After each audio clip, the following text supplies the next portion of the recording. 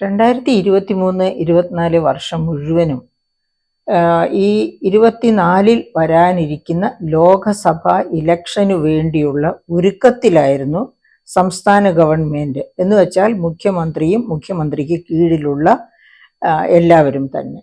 അതിൻ്റെ കേളികൊട്ടായിരുന്നല്ലോ കേരളീയത്തിലൂടെ തുടങ്ങി, പിന്നെ നവകേരള സദസ്സ്, അങ്ങനെ ഓരോരോ പ്രോഗ്രാംസ് ഒന്നിനു ശേഷം ഒന്ന് എന്ന രീതിയിൽ വന്നു. ഒക്കെ ഇവിടുത്തെ ജനങ്ങളെ കണ്ട് തങ്ങളുടെ ഭരണ നേട്ടം, അതായത് കഴിഞ്ഞ 8 വർഷം LDF ഗവൺമെന്റ് കേരളത്തിന് എന്തൊക്കെ നേട്ടങ്ങളാണ് നൽകിയത് എന്ന് അടിവരയിട്ട് ഉറപ്പിക്കുക, ആ ലക്ഷ്യത്തോടെയായിരുന്നു ഇത്തരം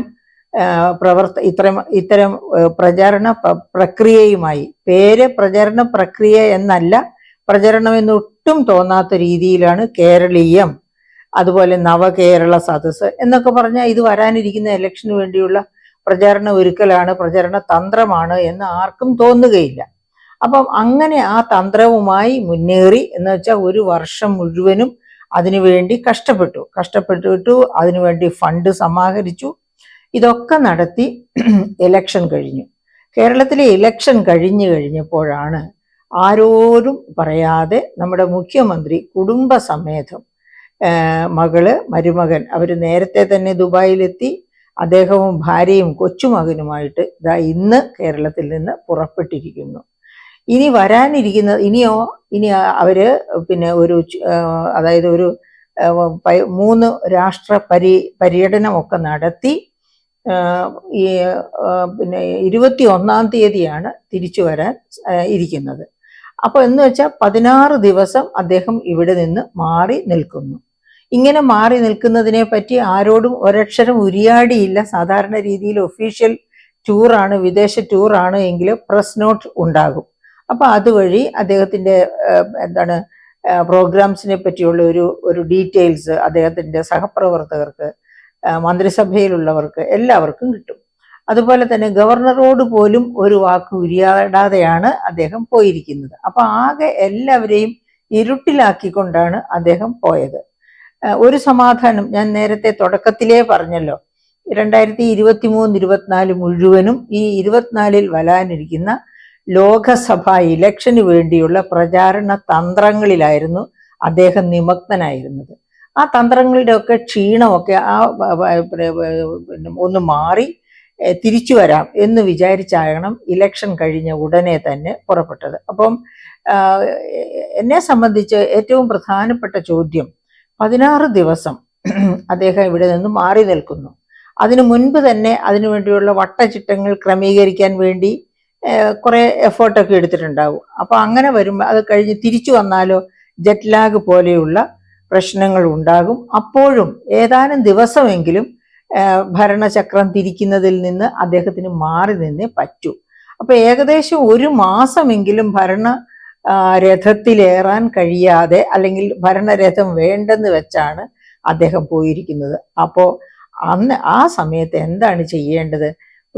ഒരു താൻ തെരഞ്ഞെടുക്കപ്പെട്ട മന്ത്രിമാരിൽ, ജനപ്രതിനിധികളിൽ നിന്ന് മുഖ്യമന്ത്രിയായി വരുന്ന ആൾക്കുള്ള ഏറ്റവും പ്രധാനപ്പെട്ട ഉത്തരവാദിത്വം, തന്നെ ഏൽപ്പിച്ചിരിക്കുന്ന ഭരണം വളരെ സത്യസന്ധമായും വസ്തുനിഷ്ഠമായും കാര്യക്ഷമമായും മുന്നോട്ട് കൊണ്ടുപോവുക എന്നുള്ളതാണ്. ജനക്ഷേമം ഉറപ്പുവരുത്തുക എന്നുള്ളതാണ്. അപ്പം അതിനു വേണ്ടി ഈ 1 മാസക്കാലം ഇവിടെ എങ്ങനെയൊക്കെ ആയിരിക്കണം എന്നതിനെ പറ്റിയൊക്കെ ചില കാര്യങ്ങളൊക്കെ, ചില നിർദ്ദേശങ്ങളൊക്കെ അദ്ദേഹം കൂടെയുള്ളവർക്ക് പകർന്നു കൊടുത്തിട്ട് വേണ്ടേ പോകാൻ. അതുപോലും ഉണ്ടായില്ല എന്നാണല്ലോ നമ്മൾ കേൾക്കുന്നത്. എന്താണ് അതിന്റെ രഹസ്യ സ്വഭാവം? എന്തുകൊണ്ടാണ് ഈ ടൂർ ഇത്ര ഒരു രഹസ്യ സ്വഭാവത്തില്? സ്വന്തമായി പോകുന്ന ടൂറാകാം, ഓക്കെ, കുടുംബമായിട്ട് പോകുന്ന ടൂറാണ്, ശരി തന്നെ. പക്ഷെ എന്നാൽ പോലും ഞാൻ ഇങ്ങനെ പോകുന്നു, ഇന്ന കാര്യങ്ങളിൽ ശ്രദ്ധ ചെലുത്തണം എന്നൊക്കെ ഒരു കുടുംബനാഥൻ കുടുംബത്തിൽ പറഞ്ഞിട്ടല്ലേ പോവുക. അതല്ലാതെ പിന്നെ ആരോടും മിണ്ടാതെ ഉരിയാടാതെ അങ്ങ് ഇറങ്ങി പോവുകയല്ലോ ചെയ്യുന്നത്. അപ്പൊ ഇവിടെ എന്തുകൊണ്ടാണ് മുഖ്യമന്ത്രി അങ്ങനെ ചെയ്തത് എന്ന ഒരു സംശയം പലർക്കും ഉണ്ട്. ഇപ്പൊ അദ്ദേഹത്തിന്റെ ആ യാത്രാ രീതി ഒന്ന് നോക്കുകയാണെങ്കിൽ നമുക്കറിയാം. ഇന്ന് അദ്ദേഹം ദുബായിൽ എത്തുന്നു, ദുബായിൽ നിന്ന് ഇന്തോനേഷ്യയിലേക്ക് 12-ന് തിരിക്കുന്നു, അത് കഴിഞ്ഞ് അല്ല ഇന്തോനേഷ്യയിലേക്ക് നാളെ തന്നെ തിരിക്കുന്നു. 12-ന് ഇന്തോനേഷ്യയിൽ നിന്ന് സിംഗപ്പൂരിലേക്ക് തിരിക്കുന്നു. 19-ന് തിരിച്ച് അദ്ദേഹം ദുബായിലേക്ക് തിരിക്കുന്നു. എന്നിട്ട് ആ 19-ന് ദുബായിൽ നിന്ന് കേരളത്തിലേക്കും തിരിക്കുന്നു. അങ്ങനെയാണ് അദ്ദേഹത്തിന്റെ യാത്ര ഷെഡ്യൂൾ ചെയ്തിരിക്കുന്നത്. അപ്പൊ അങ്ങനെ മന്ത്രിസഭാ യോഗങ്ങൾ വേണമെങ്കിൽ ഓൺലൈനായി നടത്താമെന്ന ഒരു ഒരു കിംവദന്തി, അതായത് അദ്ദേഹം പറഞ്ഞതായിരിക്കാം, സഹപ്രവർത്തകരോട് ചീഫ് സെക്രട്ടറിയോടോ മറ്റോ പറഞ്ഞതായിരിക്കാം അത് പുറത്തു വന്നിരിക്കുന്നത്. അപ്പൊ അങ്ങനെ പോകുന്നു. ഇവിടെ ഏറ്റവും രസകരമായിട്ട് എനിക്ക് തോന്നിയത് എന്താണ്, അതായത് BJP സംസ്ഥാന പ്രസിഡന്റ് പറഞ്ഞു, എവിടെ നിന്നാണ് ഫണ്ട്? ഖജനാവിൽ നിന്നാണോ? ഖജനാവ് ഇപ്പോഴും സമ്പൂജ്യമായിട്ട് ഇരിക്കുകയാണ്. അപ്പൊ അത് കാരണം ഖജനാവിൽ നിന്ന് ഫണ്ട് എടുക്കുമെന്ന് എനിക്ക് തോന്നുന്നില്ല. അഥവാ ഖജനാവിൽ നിന്നെടുത്താലും ആരുണ്ട് ചോദിക്കാൻ? ഇവിടെ പൂച്ചയ്ക്കാര് മണി കെട്ടും എന്ന് നമ്മൾ കേട്ടിട്ടുണ്ടല്ലോ. അതും അല്ലെങ്കിൽ തന്നെ ഫണ്ടിനെ പറ്റി അദ്ദേഹത്തിന് വേവലാതി കാണുമോ? കാണാൻ ഇടയില്ല.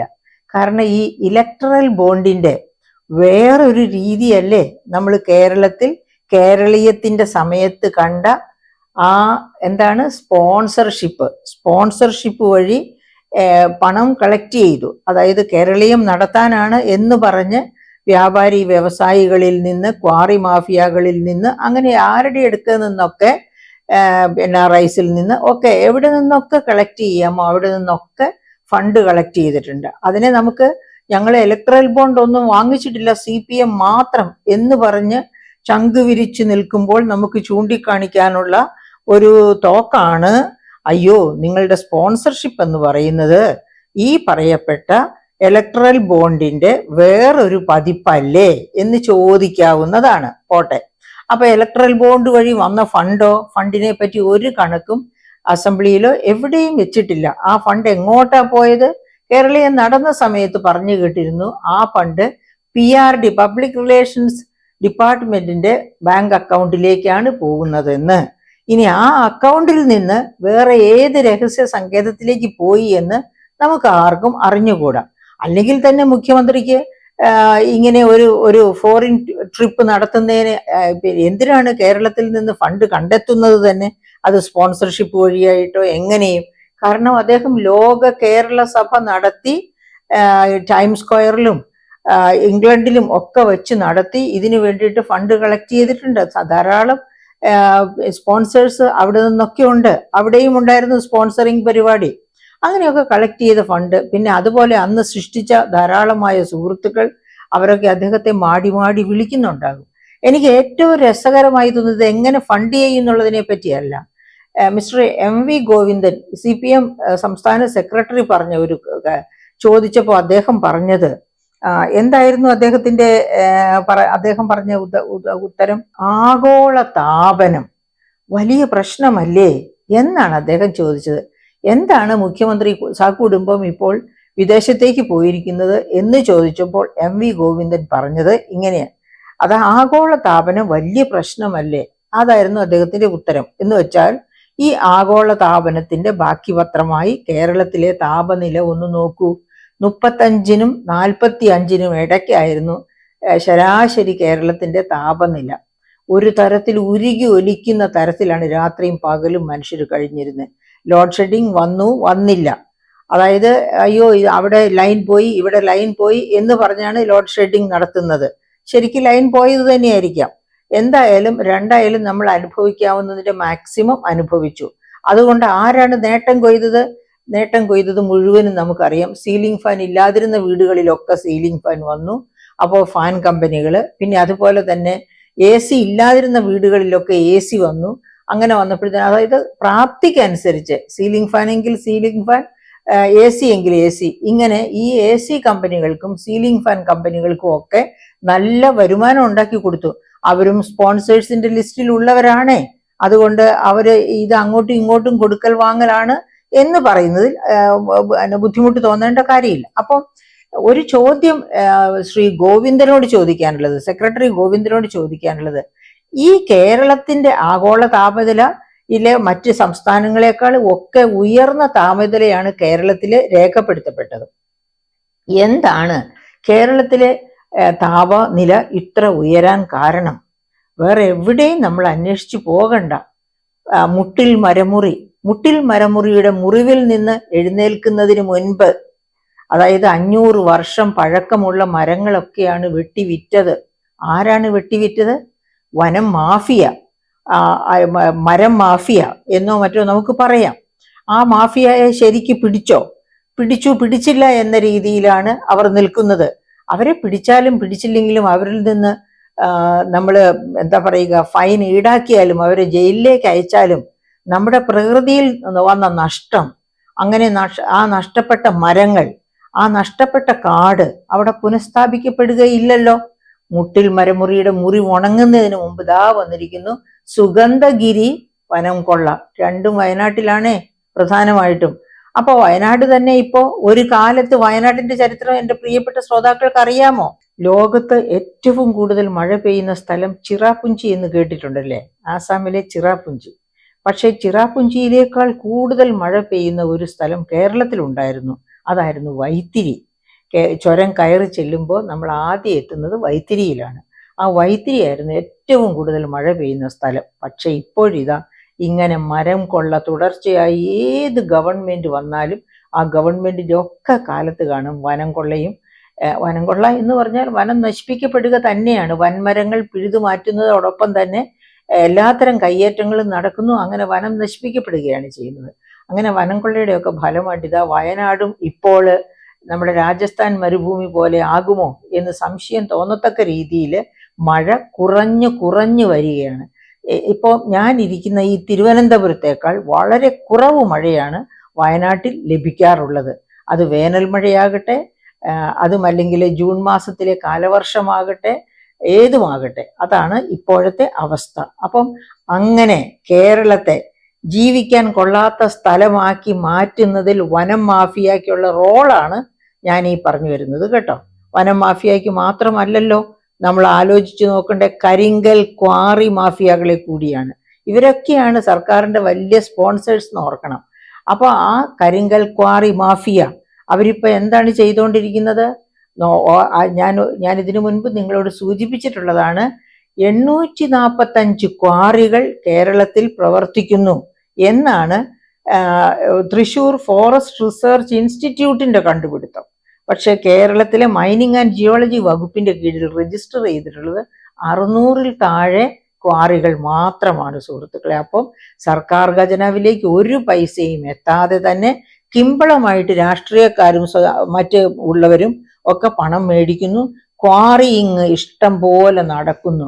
അങ്ങനെയാണ് ഈ ക്വാറിയിങ്, അതുപോലെ ഈ മരമുറി, ഇതൊക്കെയാണ് കേരളത്തിന്റെ കേരളത്തെ ഇത്രയധികം ഉഷ്ണമാപിനിയാക്കി മാറ്റിക്കൊണ്ടിരിക്കുന്നത്. അതുകൊണ്ട് ആണ് എനിക്ക് അങ്ങനെ CPM സെക്രട്ടറി പറഞ്ഞപ്പോൾ അത്ഭുതം തോന്നിയത്. കാരണം ആഗോള താപനമല്ലേ, ആ താപനം പ്രശ്നമാണ്. ആ വലിയ പ്രശ്നത്തെ മറികടക്കാൻ വേണ്ടി മുഖ്യമന്ത്രി കുടുംബസമേതം പോയിരിക്കുന്നു. പക്ഷെ നമുക്ക് എല്ലാവർക്കും അങ്ങനെ കുടുംബസമേതം വിദേശയാത്ര 2-3 രാജ്യങ്ങളൊക്കെ കണ്ടു കേട്ട് നടക്കാനുള്ള സാമ്പത്തിക ശേഷി ഉള്ളവരല്ലല്ലോ.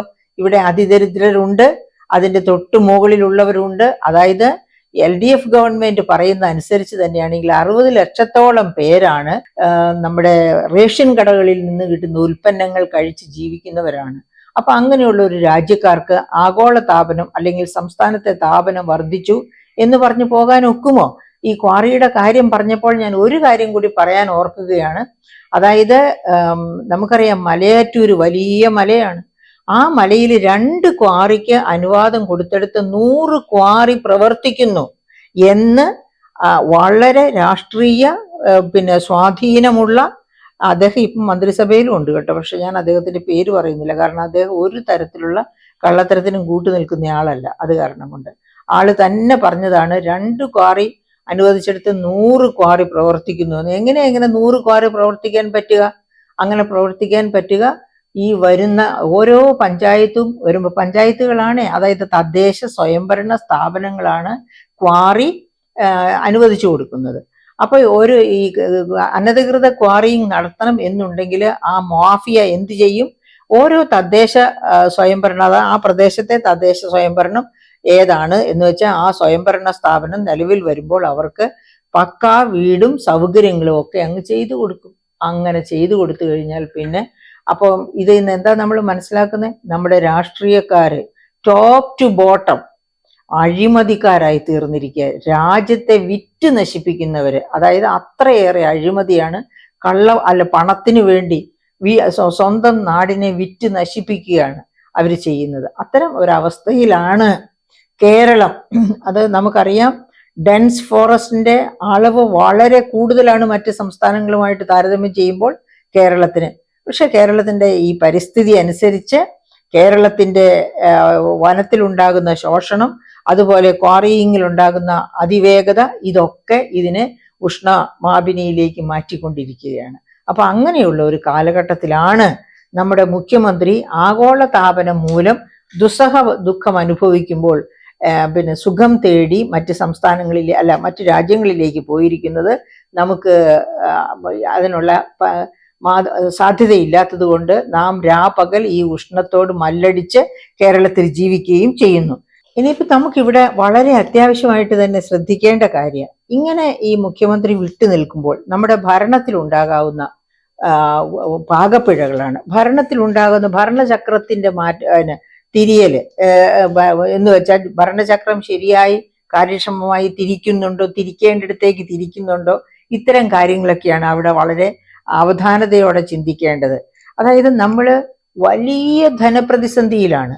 ധനപ്രതിസന്ധി എന്ന് വെച്ചാൽ കേരളം ഒരിക്കലും കണ്ടിട്ടില്ലാത്ത അത്ര രൂക്ഷമായ ധനപ്രതിസന്ധിയിൽ, അങ്ങനെ രൂക്ഷമായ ധനപ്രതിസന്ധിയിലാണ് എന്ന് മാത്രവുമല്ല, ഈ വർഷത്തെ ധനസമാഹരണത്തിലും വലിയ കുറവ് വന്നിട്ടുണ്ട്.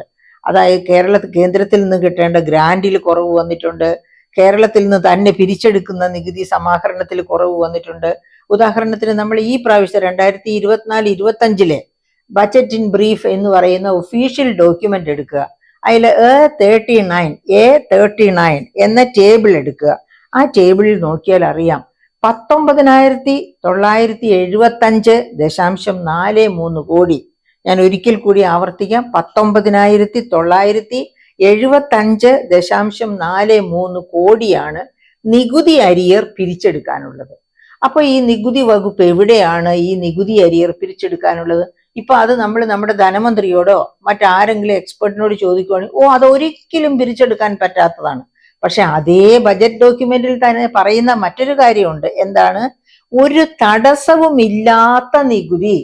അതിൽ തടസ്സമുള്ളതുണ്ട്, തടസ്സമില്ലാത്തതുണ്ട്. തടസ്സമില്ലാത്തത് എത്രയാണെന്നാ പറയുന്നത്? 14,061 കോടി, ഒരു തടസ്സവുമില്ലാത്തത് എന്ന് ആ ബജറ്റ് ഡോക്യുമെന്റിൽ തന്നെ പറയുന്നു. അപ്പൊ ആ 14,061 കോടി പിരിച്ചെടുക്കാത്തത് എന്തുകൊണ്ടാണ്?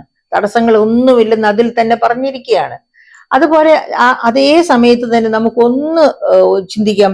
അതായത് CAG 2023 പിന്നെ ഓഗസ്റ്റിൽ സമർപ്പിച്ച പുറത്തുവിട്ട റിപ്പോർട്ട് നമ്പർ 2, പിന്നെ റവന്യൂ സെക്ടറിനെ പറ്റിയുള്ള റിപ്പോർട്ട്. ആ റിപ്പോർട്ട് ഒന്ന് എടുത്തു നോക്കണം. ആ റിപ്പോർട്ടിൽ പറയുന്നുണ്ട് കേരളത്തിന് അരിയറായിട്ട്, കുടിശ്ശികയായിട്ട് പിരിച്ചെടുക്കാനുള്ളത് 28,258.39 കോടി രൂപയാണെന്ന്. ഇത് റവന്യൂ അരിയർ എന്ന് വെച്ചാൽ നികുതി മാത്രമല്ല.